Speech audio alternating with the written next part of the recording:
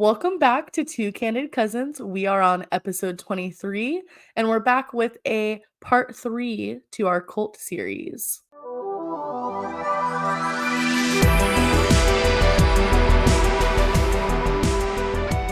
Welcome back. We're your host, Savannah. And Kaylin. So Savannah and I are going to be talking about her IFB cult Bible college experience. That's a mouthful. So disclaimer. We normally do not talk about religion on this podcast. Once again, we are choosing to discuss the topic in hopes to educate and bring awareness to the situation. We're not bashing religion or Christianity. We're simply sharing Savannah's experience.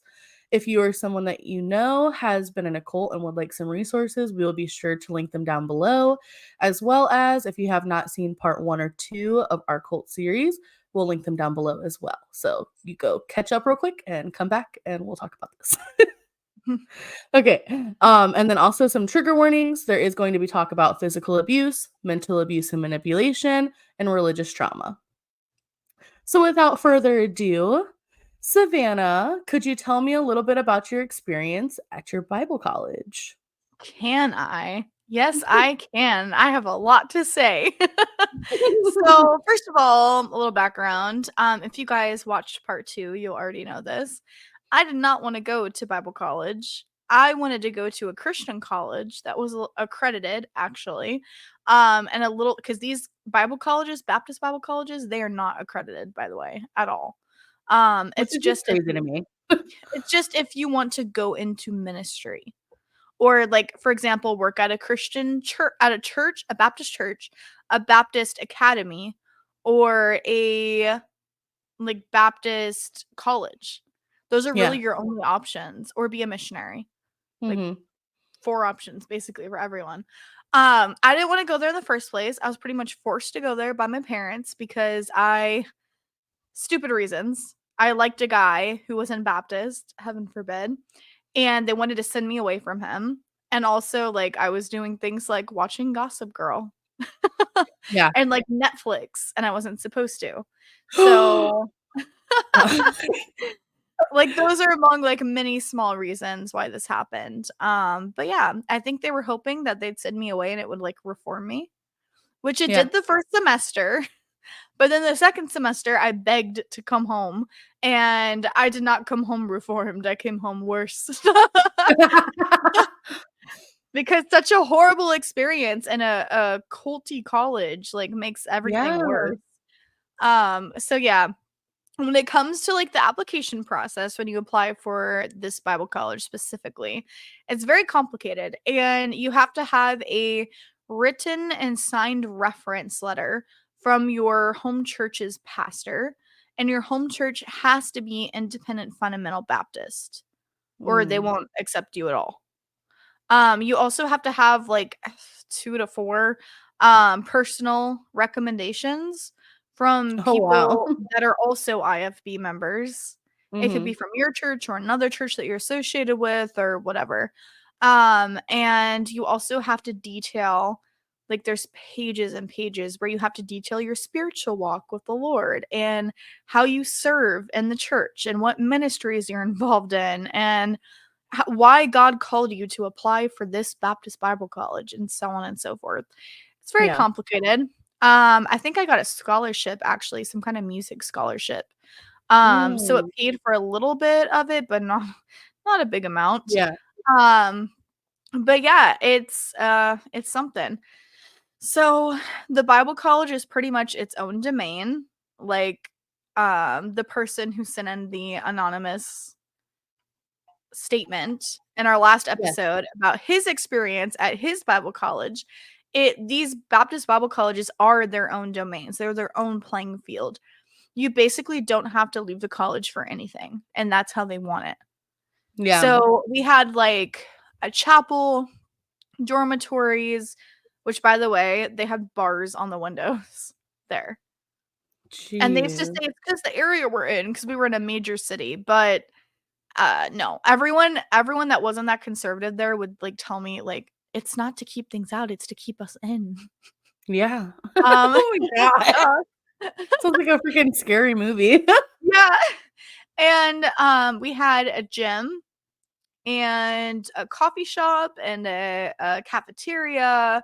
They had like a huge like area to practice music in, a library with like computers and stuff. Mhm. So yeah, it was yeah, they had their own things there. So basically, when you wanted to leave anywhere off campus, anywhere, even to go to Walmart, the grocery store, the gas station, you even church, you had to sign in and sign out on the sheet that's by the door of every resident hall where the dormitories are. Mhm. So, and the RAs, the resident advisors, they would check the sheet every night and make sure that it's accurate and make sure everyone has signed in and signed out. So, for what you would have to do, let's say you were signing out, okay? You have to write the full name of everyone that will you'll be going with, everyone, Mhm. even if it's someone that you might be meeting up with later on. You have to think ahead and then write their name down. And if you Wow. get caught out and about and you run into this person and you guys like end up doing something together, like all going for coffee or something, and a resident advisor catches you, you could get in trouble because you didn't list them on your sign out or sign out sheet. Wow. So it was very strict and extreme. You had to put your time and the date that you're signing in or out. Like I said, the full names of everyone you were going with, everywhere that you guys would be going. So once again, having to think ahead, like nothing can be Yeah. spontaneous. Even if you're like I said, getting gas, you have to list that. And then you have to list your expected time back and then sign it. And whenever you come back from it, you have to sign back in and put like the time and the date and your Yeah. signature and everything. It's complicated. It's Sheesh. basically like a prison. It really is like a prison more than like a Yeah. college. And yeah, they were very very strict there. I know that they had their own so music was a big thing at the one that I went to. Mhm. So they had music groups. They still have them and they have a bunch of different ones like a guys only quartet, like a mixed ensemble, a girls trio, and Yeah. these music groups are actually really big within the IFB. They have their own CDs. They Oh, wow. travel in the summer to different churches performing and selling their CDs, and of Mhm. course all the money goes back into the college, and that's basically Yeah. they the music groups are the college's main moneymaker. So Wow, that's interesting. they were exploited a lot, of course, Yeah. and they were held to a higher standard than anyone else there because they represented the college and Mhm. they made them the money. So if they like act a certain way or look a certain way or did something a certain way, it makes the college look bad. Yeah. So they were just much, much stricter with them. And if you got on a music group, you were seen as more elite or more Mhm. like better than everyone else at the college, better than all the Yeah. students. They were literally like royalty. Which is crazy to think about because the college Yeah. wasn't that big. There were only like I think at the time I went there, there were only 500 or so of us. Like, you Yeah. know everyone there. It sounds like a lot, but, like, I knew everyone. I knew But all it's their not for a names, like college, no. it's not a lot. You see them every day. So, Yeah. multiple times a day. And, yeah, the people in these music groups were definitely put on pedestals and elevated, and everyone wanted to be friends with them. Everyone wanted them to know them. Like, some people even asked for their autographs on their CDs. Like, it was Wow. I remember I actually wanted to audition for one of the music groups at one point, but I was too Yeah. scared, and I don't think you can as a freshman anyways. Yeah. But yeah, so I have a story leading into the music groups. There was a girl who was a sister of a guy in a music group, and Okay. this guy was beloved, like, everyone loved him, he was the best, and his younger sister came in as a freshman. And she was really beautiful, everyone liked her. She instantly became popular because her brother was on a music group and everyone loved him. Yeah. And come to find out, towards the end of the semester, her and a guy who was a senior and about to graduate within like a month, Yeah. uh, had been going off campus and were having intercourse in a hotel room, basically, on, like, a regular basis. So they were basically like a friends with benefits situation, Yeah. which is extremely against all the Yeah. rules of that college, so and everything that the IFB stand for. So what ended up happening was the girl ended up feeling guilty and felt bad for what she had been doing, and she reported their actions to the dean of students and the dean of women and the dean of men, and she named his name, and she ended up getting kicked out, but she'd only been there 1 semester and she could come back after another semester had passed, which I Uh-huh. think she did. So minimal punishment for her. Yeah. The guy ended up getting kicked out, but on top of that, he wasn't allowed to graduate. So for the Wow. past 4 years that he had slaved away at that school and worked so hard and studied and everything, he didn't even get to get his diploma. He didn't get any of his money back for Oh, tuition or food or anything or books or anything for the past yeah. 4 years. I believe he had just a few days to, like, pack up and leave. So, that was Wow. crazy. I remember, like, that happening, and everyone was just like, like, so shocked. It was, like, the juiciest gossip ever. We're like, "Did you hear about so and so and so and so?" "No?" "Well, let me tell you." And then another story, this one's actually really juicy. There were a group of girls, there Mhm. were 4 of them, and I knew all of them very, very well. I was actually kind of friends with one of them, and they ended up getting caught because they were having lesbian intercourse in a Ooh. hotel room. So what would happen was they would sign out and say they were at, like, a church family's home and, like, staying there or Oh, whatever, like, no. overnight or even their home because a lot of them were kinda local, so they only had Yeah. to drive, like, an hour or 2 to go home for the weekend. So they would basically all sign out like that, and then what would happen is, 3 girls, my bad, 3 girls. 2 of the girls would get on the bed and do things with each other, and the 3rd girl would take out the phone and record on Snapchat. Which Oh, Snapchat wasn't allowed wow. either. Snapchat was literally blocked through the school's Wi-Fi. So, of Oh, course, to do that, wow. you'd have to be off campus. But, I guess what ended up happening was someone else at the school had a secret Snapchat. They saw the video somehow where they got sent the videos, and instead of, like, thinking it was cool or, like, encouraging it, they went straight to the dean about it and showed them the videos. Oh my god. So all 3 girls got kicked out. I think one of them actually ended up being a lesbian once she Yeah. years later, I found out. Yeah. Makes sense. Another one ended up marrying a guy from the college because she went back to college after she waited out a Oh, wow. semester, and she ended up getting married, like, within a year of that happening to him. And What? now she's a pastor's wife for another IFB pastor, Uh, which is really sad to me because was sh I clearly just have she's to know, was she the one recording or was she the one acting? acting. Wow. Yeah. Interesting. So, I kind of feel bad for her in a way because, Yeah. like, I'm not saying, like, just because you're doing something like that means that that's your sexual orientation, but at the Right. same time, like, clearly she was, like, holding something back. Yeah. So, it just makes me really sad that she And she probably ended up still getting to this day trashed. feels like she committed, like, a huge sin, you know? Exactly, and I'm sure her husband made her pay for it too because he Yeah. was a dude that went to the college, he knew about it, he knew that it happened. Oh, wow, okay. Um So, yeah, and then something that happened to me, which wasn't very extreme at all. I mean, okay, I got written up, like, a lot, but Yeah. when it comes to, like, actually getting in trouble, I knew better. Like, I was Yeah. better at following the rules. So I get written up for stupid things, like my skirt was 2 inches above my knee by accident when I sat down, or my shirt was too tight because I have bigger boobs, and so it makes it more obvious. Yeah. Or not everything was cleaned off my desk at 7 in the morning when they came for dorm checks.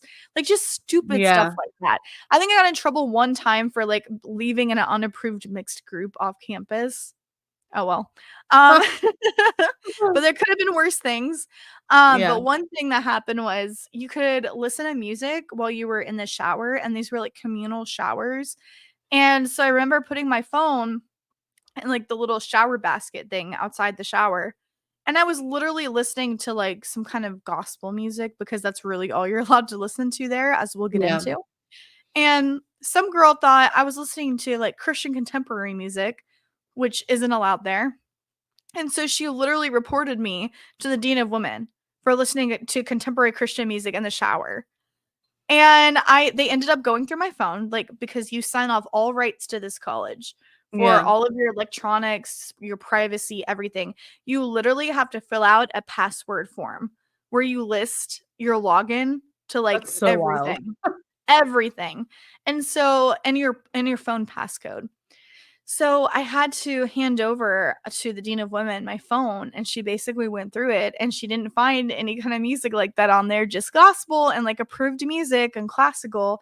So she was like, "Oh, you're good to go. She must have been mistaken." No apology or anything, and she didn't get in trouble Right. for reporting me. Like, it's crazy. Just like Wow. everyone, like, snitches on everyone. Even Mhm. if someone acts like they're your friend, you never know if they're gonna report you or not. Yeah, you So it's can't trust like no one. you can't yeah, you literally can't trust anyone. So it's a scary environment to be in. Yeah. Um, Another thing that happened with me and the dean of women, we did not like each other. We butt heads like crazy. Which first of all, it's really funny to me that she's the dean of women. I think she still is actually. She's unmarried. Oh, Yet they let her, like, be in that kind of position of authority at the college. When they put unmarried women and married women, like, they pit them against each other, and they make unmarried women seem like they're lesser if they yeah. never, like, have a man, and they're not supposed to have a career, as you know. So I always found it, in other girls at the school too. We always found it really, really ironic that she Yeah. was in charge, of the women, but she wasn't even married. She didn't even have a family or, Didn't like, even, like, hold anything. herself to the same standards, basically. Exactly. So I just always thought it was ironic. But anyways, so I liked this guy at Bible college, and I, like, really, really liked him. Like, I was, like, convinced I was gonna marry him or something.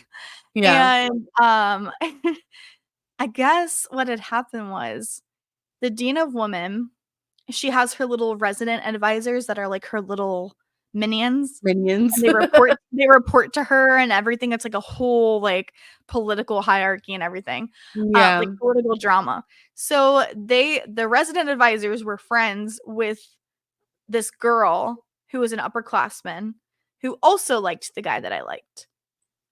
And I guess they had, like, a little something something going on, but, like, not really. Like, Yeah. they both kind of liked each other, but, like, they never pursued anything, so I was like, Yeah. "Okay, fair game," you know? Mhm. So, the dean of women, it's really hard not to use names, oh my goodness. She called me into her office one day. This was my 2nd semester, Okay. and she basically told me, "I've heard that you're interested in," let's say, George, for example. Yeah. "I heard that you're interested in George, Savannah." And I'd be like, "I don't know where you heard that from." And she straight up looked at me in the eyes in her office, and she said, "I can honestly tell you that George is not who God has for you. He is not in God's will for you. So you need to just leave it because he is supposed to be for someone else in this school, and I think you know that, and I know that." And I was just like, Oh. "Excuse me?" This is what I said back to her. "Who are you to tell me what God's will is?" And from then on, I was You were expelled. blacklisted. I was blacklisted, bro. Like, as soon as I said that, I knew my time here was over. I was like, "Okay, Yeah. I'm done here."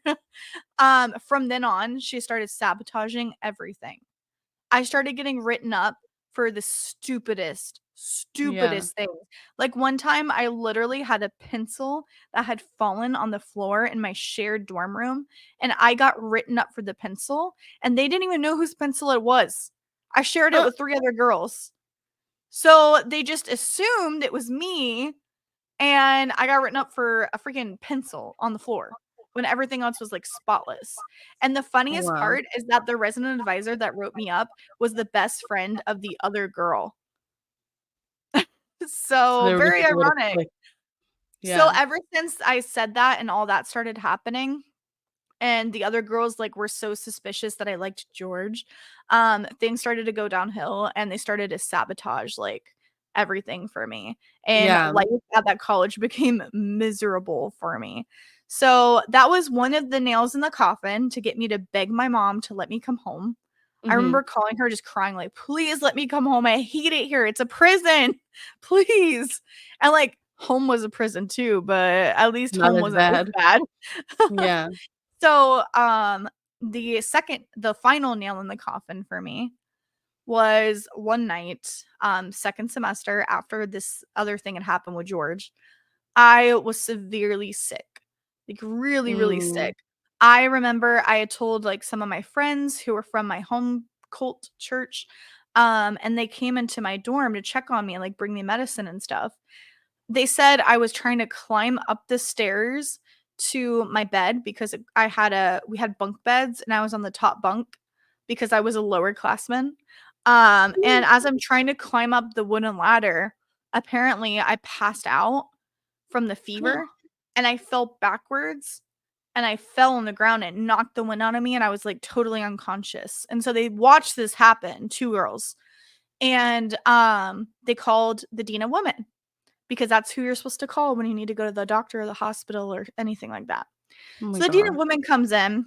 I'm laying on the floor, delirious, burning up with a fever. I think they had taken my fever and it was like 103. Yeah. And I was just like drenched in sweat, not doing good, shaking. And she basically like looked at me and said, "Oh, well, just make sure you're in classes by tomorrow morning." She's like, "Take all the time you need to rest today, but, make sure you're in classes tomorrow. You'll be fine."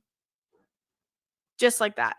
And the girls literally told her what had just happened a few minutes before about me collapsing and falling, and they're like, "No, she needs to go to the hospital." And then Dean and Women looked at them and pretty much said, "Well, what is the hospital gonna do for her that we can't hear?" And my Everything. friends and my friends were like, "Well, what are you doing?" They basically argued with her. It got so bad that my friend's mom, who I'd known since I was, like, 3, had to Yeah. get on the phone and, like, chew her out for it, the dean of women, and, Yeah. like, yell at her and basically say, "You are taking her to the hospital right now." And then she had to get my mom on there too, and my mom basically said the same thing. So now she has Yeah. these 2 parents of students that are, like, yelling at her and telling her, "Take her to the Yeah. hospital, we say so." And, so she eventually gave in, and she said, "Fine, Savannah can go to the hospital, but she has to be back in classes in the next 2 days unless something is seriously wrong with her." And then she also said that on top of that, a resident advisor had to take me to the hospital along with my friend, which we already know the resident advisors are all, like, against me Yeah. and Yeah. everything. So, yeah, What they ended the up heck? taking me to the hospital, but it was a nightmare. It was a complete nightmare, and they were expecting me to recover, like, way too quickly because if you miss class there or church, it's a big problem, and, like, Yeah. you can get behind really quickly. So, Yeah. the way the Dean of Women handled that and the how far behind I got in classes and attendance and everything after the sickness, because I ended up being out more than 2 days. Sorry. Yeah. Like, it Yeah. had brought me so behind, and just with everything else happening that's when I was like, "Okay, I'm going home after this semester. I'm finishing the semester and I'm done." And Yeah. thankfully, I Yeah. only had, like, less than a month left, so it worked out pretty Yeah. well. It worked out. But, How um did your, mom react and well, just your parents in general or maybe your church too, like, when you said you were leaving the college? at first, they supported me a little bit because of all the above reasons, Yeah. but after, like, a little bit of discouragement from, like, the pastor and his wife and, like, some other people, they were like, "Oh, well, maybe she should have stayed." So, I was basically painted as, like, a wimp for not being Yeah. able to handle it longer than a year and, for, like, begging to come home and stuff, and as soon as I came home and we already started having problems again, like, in my home with Yeah. me and my parents, my mom, they automatically decided in their head, like, "Oh, she should have stayed. This would have been better for her," you Yeah. know? So, yeah. Good question. Mhm. But exciting news, I actually found the code of conduct for the actual Bible college I went Ooh, to, and I'm gonna read some short sections. I'm gonna some try of to this keep it kind of short. craziness. But I'm gonna read some of the sections just to give you guys some examples of the specific rules and requirements that this crazy cult Bible college has, because you're gonna laugh at some of these. It's crazy. So, courtship slash dating. That's when you know it's going to be fun. They don't call it dating, they call it courtship. Uh-huh. It says students are encouraged to guard against hasty courtships and unwise marriages. No student will be permitted to date a person who is not a Baptist or who is divorced. When referring to dating, um, this college is defining a date as a couple requesting to go off campus on an approved date with a chaperone and an approved dating pass. So, first of all, if you're a student there, you're not allowed to, it clearly says no student is permitted to date any person who is not Baptist, which Yeah, is culty in and of itself. Doesn't matter if they're Christian or not, they have to be Baptist. Or someone who is divorced, because the IFB believe that divorce is a sin. yeah, So there you go. And then to even go on a date, the couple has to submit a request to the dean of students, and they have to basically say where they're planning on going, kind of like the sign in sign out sheet, yeah, where they're going, who they're planning on going with, the time that they'll leave, the time that they'll be back, and who their chaperone is. And the chaperone has to be an upperclassman woman. It can't be can't like be a a man at freshman. all. No, it can't be a man. It has to be like a woman that is a higher class level than you are, and you're the person that you're Yeah, dating. It says freshmen are not allowed to date their first semester. Dating privilege is restricted to no more than 2 dates per month for second semester freshmen. Sophomores are wow, restricted to no more than 1 date per week. Juniors and seniors are allowed dating privileges within code of conduct guidelines. All students under age 21, which you got to think most of these kids are under 21 because yeah, their parents send them there right at 18, yeah, who wish to date must have current signed parental consent on file in the dean of students office. So to even be able to date anyone at that college within all these crazy restrictions, yeah, every student that's under 21 at any point, they have to have updated signed parental consent in the dean of students yeah. office. Like that means every semester that you come back, your parent has to sign a new dating consent form to have on And so file. that means if your parents are angry with you or they sent you there because they Yep. think you're being sinful, then they won't Or sign boy it. crazy. If they Yeah, already think that you're boy crazy, they're not gonna. My parents didn't yeah. sign it. But then again, I Oh, was a wow. freshman, but still, it is what it Yeah, is. Now, when it comes to chaperones, it says all dating at this college must include an approved chaperone. Approved chaperones include parents, married church members, not unmarried, married church members, church or college staff, or an upperclassman female. Freshman students are not approved chaperones. So if you need a chaperone desperately, and like so many people are going to be busy and you don't have like a ton of people that you're comfortable with or like a big friend group, let's say you're a freshman or a sophomore and like you have friends that are freshmen that could chaperone for you. Well, too bad. They can't. They're not approved. yeah, You have to find someone yeah. else that's older, which is crazy to me because And yeah, and a uh, woman. and just to point out that the dean of women wouldn't even qualify. Thank you. Wow, that's good. That's well, actually, she's college staff, so I guess technically, but if But she still, she's weren't college unmarried. staff, That's the point of, like, what I'm trying to right, say, like, exactly. what the heck? That's funny. That's very ironic. I didn't catch that. Now when it comes to dating passes, like they mentioned earlier, it Yeah, says any couple who wishes to go on a date must request approval using a dating request and itinerary form available in the dean of students office each time. So every single date. The completed form must be submitted no later than 1 p.m. Thursday prior to the planned date. So like a whole week in advance basically.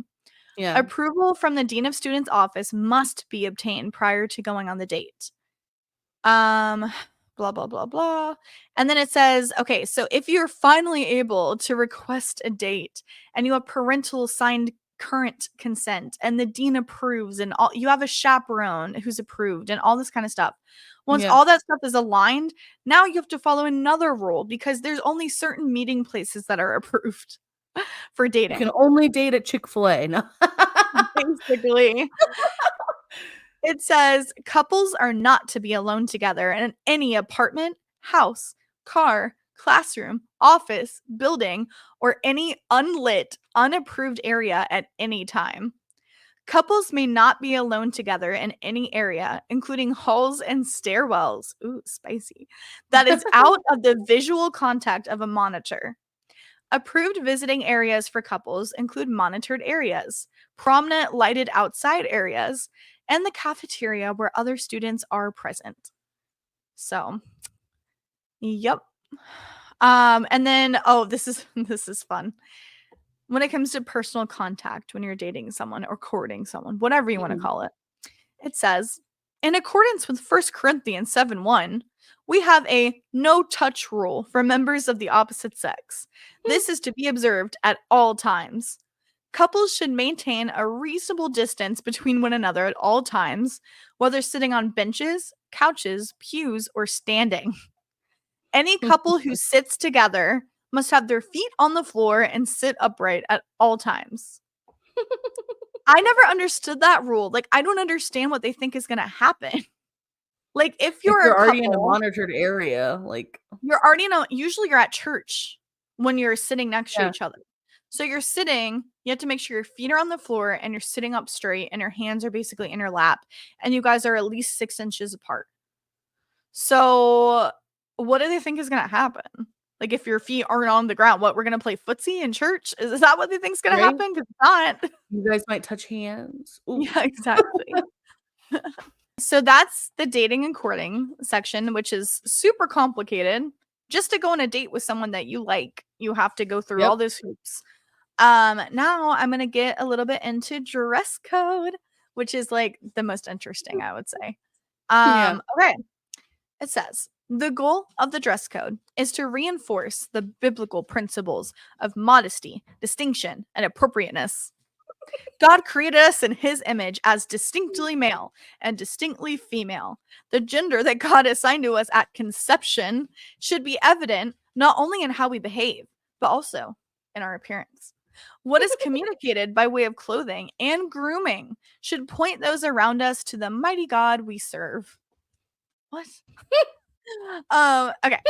So it says all students should make every effort to wear clothes that are clean, ironed, and in good repair.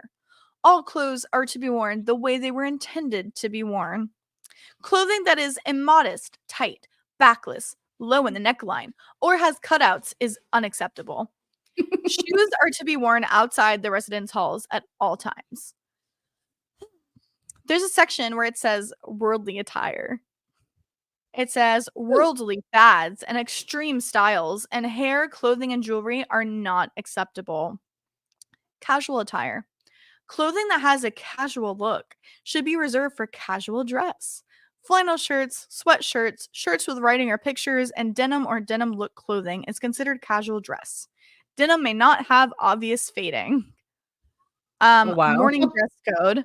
It says students are to be in class dress on class days from breakfast through lunch, which breakfast is usually around 6:30.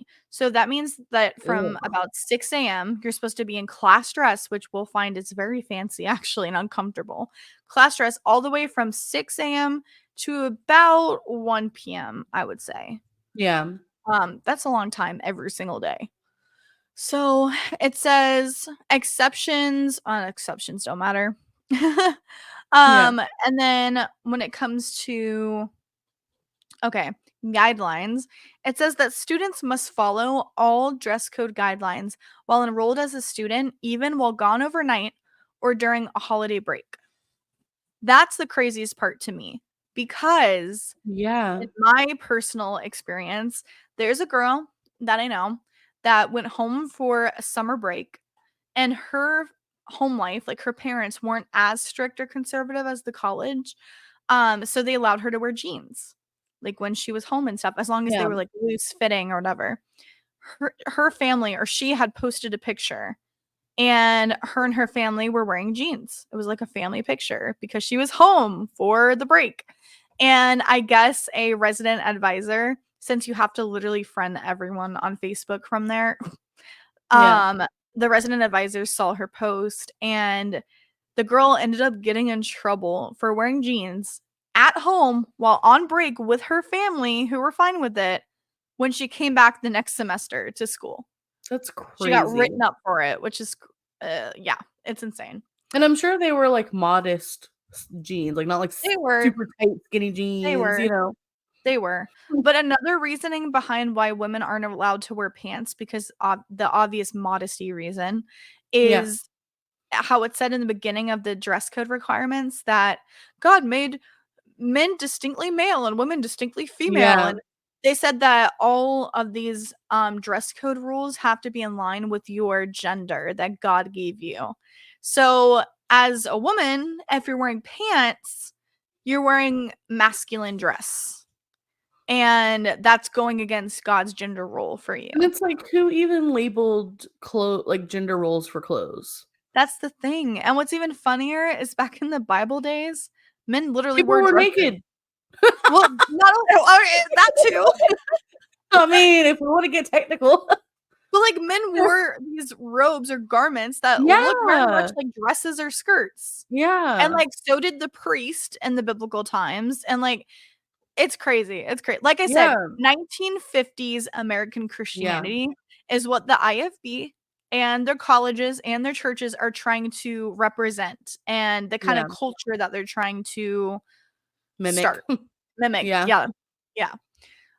Okay, so we're gonna get into men, their dress code requirements. Yeah. Hair should be cut so it is above the top of the ears and collar, no longer than the middle of the forehead, and tapered or blocked in the back. No layered, spiked, razor, or step cut styles will be accepted. Sideburns may not extend below the middle of the ear. Mustaches, because beards aren't allowed, must be neatly trimmed, squared, and may not extend past the corners of the mouth. The college reserves the right to request the removal of any mustache that does not appear full, clean cut, and properly maintained. So if you So haven't they, fully gone through puberty, don't even try to grow it out. Just shave it. so they can literally go up to one of the male students and say, "Hey man, that mustache, it's not looking very full. You got to shave that." And they have to. They're required to. So this one's funny.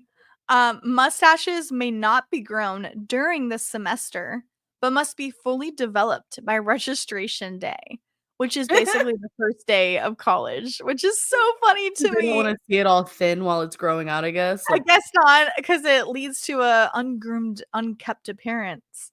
And then it says no beards or goatees are allowed. why? What do they have I don't against that? I don't know. I understand. don't know. I guess Like because I it just said, doesn't look as groomed? I don't know. they can though, and I mean, Yeah. goatees are pretty groomed too if you think about it. It's a very Were specific beards not a shape. big thing in the '50s? It was more No, not at mustaches, all. so that's probably Every why. man almost every man in the 50s, you gotta think back too to, like, old movies, like black and white movies. Yeah. How often did you see a beard? Like, Yeah. I never. never have thought about that before. Like, I've never been And like, they all "Beards, have what are short they?" hair. And they Yeah. all have short hair, the men, and it's very, like, well groomed, and they And dress up and sideburns were definitely, like, a thing of the '70s, so it makes sense that they're, right. like, very against that. Exactly, because in their mind, any time after the 50s is when, the rebelliousness started by, like, the Yeah. hippies and the sideburns and the rock and roll and sex. Um, Now for men, it says, basically no jewelry is allowed, no earrings, necklaces, bracelets, not surprising. Yeah. When it comes to clothing, they have to coordinate their socks all the time. Even if it's Uh, like active wear or casual wear, the socks always have to be coordinated, which I thought was funny. yeah. And one thing that would happen at the college is that Since the guys had to be so restricted with their dress code, and the girls, but mostly the guys, they couldn't really get creative with it at all. Yeah. They did this thing where they would always wear, like, funky socks, like, really funny socks. Like, Oh, one wow. guy would do, like, tacos or, like, Chick-fil-A waffle Yeah. fries or, like, Yeah. sharks. I don't know, just something That was something their like way that. of spicing it up. That's how they express themselves. And, Yeah. like, same with their ties, but they didn't have that much freedom with their ties, to be honest. Yeah. So it says, caps or hats are not permitted to be worn when in a building. Not Mhm. surprising. And shorts are not permitted at any time outside the residence hall. So Wow. shorts basically aren't allowed, like, at all, unless you're, like, in Yeah. your dorm. So for church dress for guys and for chapel, they have to wear a suit or sports coat and coordinating dress slacks, a dress shirt, and a tie. Sweaters may Jeez. be worn, but are not a substitute for a suit coat. So we were in an area or an environment where it got freezing in the winter and in the early spring. Yeah. And so these poor guys weren't able to, like, instead of just wearing a restrictive suit jacket, they had to literally layer underneath the suit jacket. So they would wear, like, sweaters on top of their dress shirts and then put the suit jacket on top. So it And was suit really jackets hard are for them. normally, like, pretty fitted. Yeah, they weren't allowed to be that fitted there though, to be Yeah. honest. But yeah, they still are very restrictive and there's not a Mhm. lot of room to, like, bulk up and layer. That's the problem. Yeah. So I always felt really bad for the guys when it got really cold out. Yeah. Um, excuse me. Now, for class dress, which includes classes, soul Mhm. winning, visitation, and door knocking, which is basically the same thing. I don't know why they included all that Yeah, what separately. the heck? Breakfast and lunch meals Sunday through Friday, all appointments with the administration. That's where men and women have to wear class dress.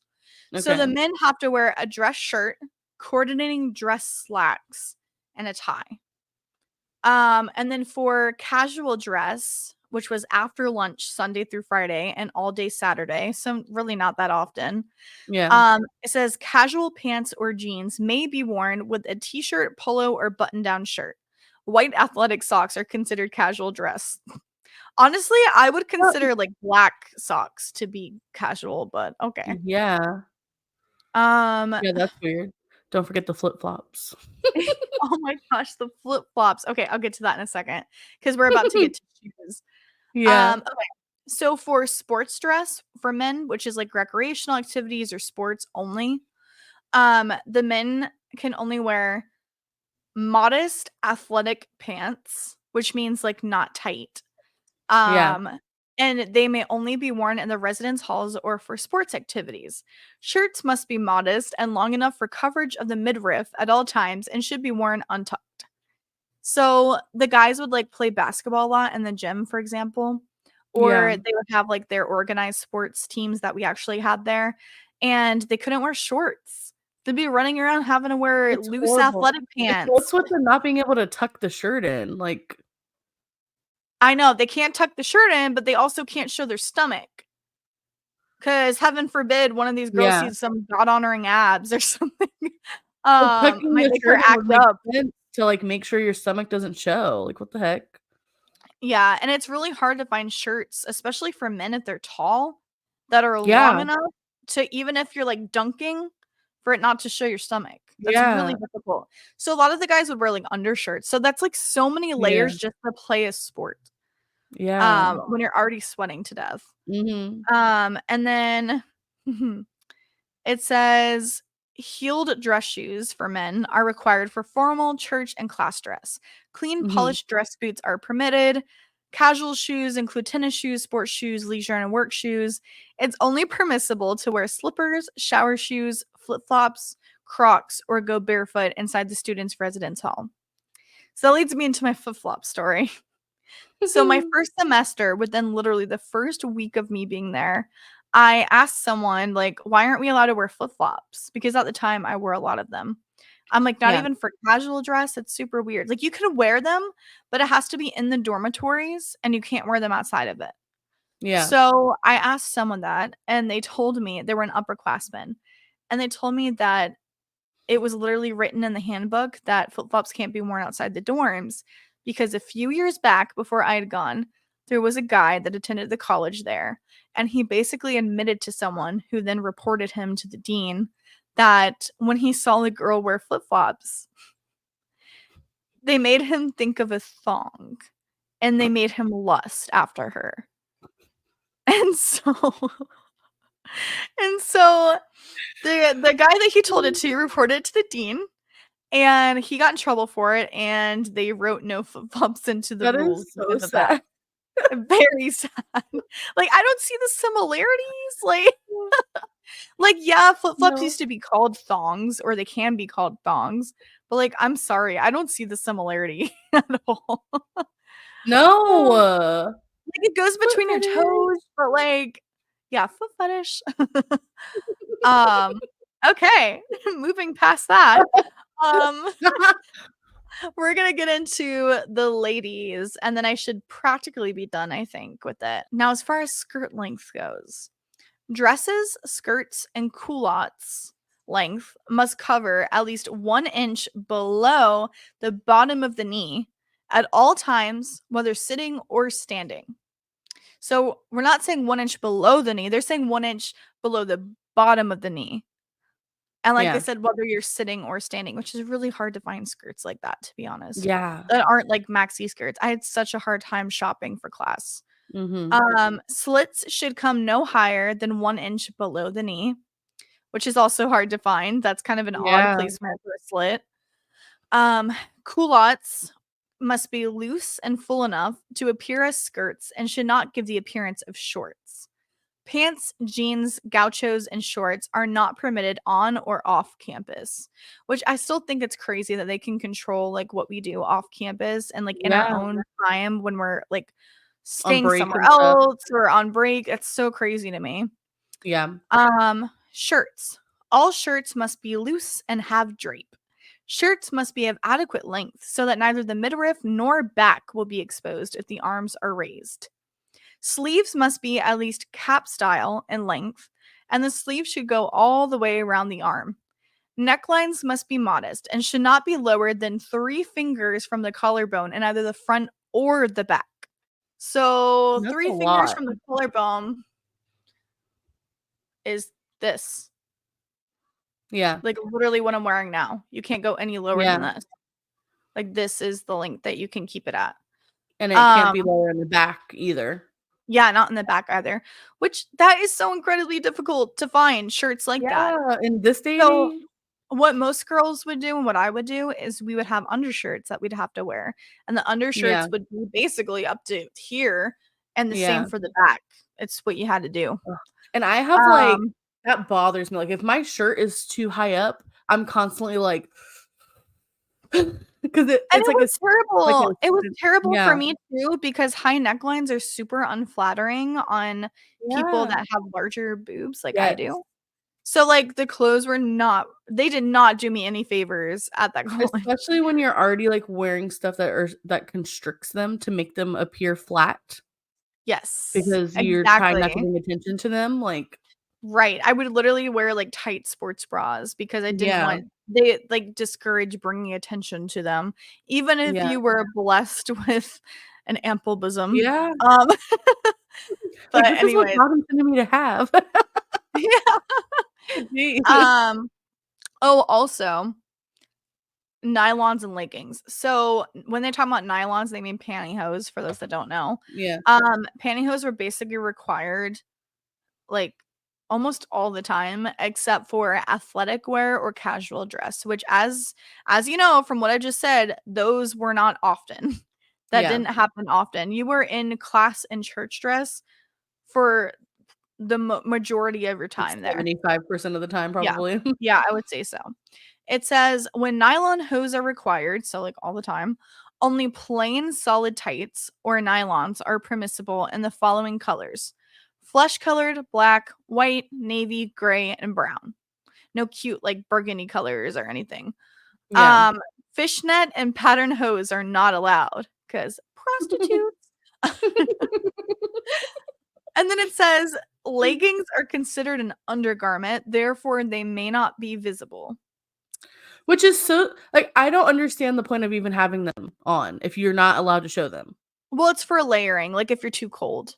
Because Oh, that makes it sense. would get so cold there that it would snow.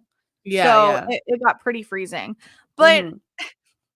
but I still don't I went to this college, and I still don't understand how come it's okay to show pantyhose But not with your leggings. clothes, but not leggings? Pantyhose are Panty see-through.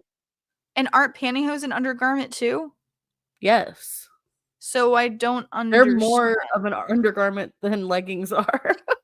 I literally don't understand. Also, we had to wear pantyhose even if we were wearing a maxi dress or maxi skirt that went almost to the floor. Like, you still had to wear them, which I didn't, honestly. Yeah. Anytime I wear a maxi dress or skirt, I was like, "Yeah, I'm not wearing pantyhose today." Yeah. Um, so I would just be extra careful and make sure, like, it's super long and, like, drags on the floor, Yeah. which is a tripping hazard because there's a lot of stairs to get to class there. Um Now, as far as makeup and jewelry goes, excessive or unnatural use of makeup is not acceptable. Nail polish should not be excessively dark, and black is not permitted because everyone knows that black is Satan's color. Yeah, Earrings of are course. limited to no more than two in the lower earlobe only and should not be extreme. No toe rings or anklets are allowed at any time. Yeah. Now, when it comes to church and class dress, which we already covered, like, when that would be. Ladies have to wear dresses, skirts and tops, nylons, and dress shoes. For casual dress, ladies can wear denim or sports skirts, culottes, t-shirts, and socks. And then for the residence hall inside the dormitories, ladies Yeah. must be fully dressed to lounge during the day. Loose, modest knee-length sleepwear or a secured knee-length robe is required outside of the individual residence hall room. So even when you're in a dormitory with a bunch of women, you still have to be modest and cover up. And didn't you So, say like, before, like, when me and you talked about this in the past, that mhm, if you're in, what's the word for, like, the dressy class class dress. dress? Mhm. Even if you, like, go in your dorm or take a nap, you still have to stay in the class dress? Yep. If it's during the time that class dress is still required, which we talked about, it's Yeah, from that 6 a.m. to like before 1 lunch, PM-ish. yeah. Yeah, so Mhm. even if you're taking a nap during that time, you still gotta wear your class dress, which is really uncomfortable. And also you kinda, like, frumple it a little bit, which is frowned upon to have frumpled clothes, Yeah, wrinkled clothes. So when it and comes to tell sport. them Sorry, go oh, ahead. I was just gonna say, tell them how they check, to see how if your skirts and dresses are long enough. Oh, yeah, so sometimes they do this thing, usually residents, advisors, or staff members, they can do these things called dress checks, where you have to, like, get on your knees in your outfit and make sure that the skirt, like, touches the ground and doesn't show your knees at all. And also they can make you, like, bend over to see, like, if your shirt opens up to show cleavage or not, Mhm. and then make you lift your arms to make sure it doesn't show, like, your stomach or your back. So, yeah, that's a thing that would All happen. these It's very all uncomfortable. these higher ups that are maybe doing things they shouldn't be doing with students Yep. have that privilege to just be able to, Yep. bend the students over and make sure their dresses aren't too short. And not only that, but it's a great way to, like, shame a student that you don't really care for. Yeah. Yeah, Like, that would exactly. happen to me a lot. That's 'Cause that's honestly embarrassing. it's very embarrassing, and on top of that, it's exposing, and then, Mhm. it's honestly the most common way I got written up was for dress checks. And I'm sure it wasn't like, done in a private area, like, I'm sure it was in No, front of everyone. public. It's public, Yeah. yeah. So it's like public humiliation, basically. Yeah. Um, so for sports dress, ladies can wear skirts or culottes. These must be of adequate length to not show the knees and cover at least 1 inch below the bottom of the knee. Knee-length shorts must be worn under skirts or culottes. So, on top of women having to wear a super long skirt or a pair of culottes that are very loose and billowy while they're literally running around, Right. playing sports or running or working out or anything, They also have to wear spandex knee-length shorts underneath their skirt or culottes for extra coverage and protection in case something, like, blows up or as they're running it, I don't know. Right. So, yeah, pretty That's crazy. horrible. Which a lot of girls did that anyways, Yeah. because it's more Well, about I them like being humiliated and I than like following wearing the rules. shorts under my skirts because, like, chubra, Mhm. but finding knee-length Yeah, shorts that are yeah. comfortable and not, like, baggy is so hard to do. Like, even when it comes to biker shorts, it's still hard to find knee-length ones. Yep, exactly. Yep, I remember shopping those 2 semesters ahead of time for clothes. It was so difficult to find things. Oh my Yeah. goodness. I spent such a long time finding things. Okay. When it comes to shoes for women, for class or church shoes, those are the only ones I really talk about because casual shoes, I mean, they're just normal casual shoes. It Yeah. says Flip-flops, though. flats or heeled dress shoes with a closed toe and a back or back strap are required. No sandal or slide style shoes are permitted. Dressy winter boots may be worn to class. No shoes may have heels more than 3 inches high. So you can't wear any higher than 3 inches for your heels, Yeah. even on your boot or anything like that. So, because prostitutes. So yeah, that's the gist of it. I mean, there's a lot of Yeah. other stuff, in that code of conduct. It's very complicated, and Yeah. also every student is required to live a Christ-honoring, independent fundamental Baptist type of life. Yeah. Um, you're literally required to do that or you can get kicked out, just like the senior guy did, and not receive any accolades for the 4 years that you stayed there. So yeah, Yeah, that's pretty freaking crazy stuff. wild. Yeah. It's crazy they had control over all of their and still do have control over their students' lives outside of school, Yeah, it's actually really let alone scary. inside. I don't even know, like, if most parents know that Yeah. because, I mean, it is in the code of conduct, but there's so many rules to keep track of, which is And you why don't read through all of it, like, at least I like, whenever I get a let's say I start a new job and they give Mhm. me the employee handbook, I don't read the whole employee handbook. This one's I don't either, but this one's different.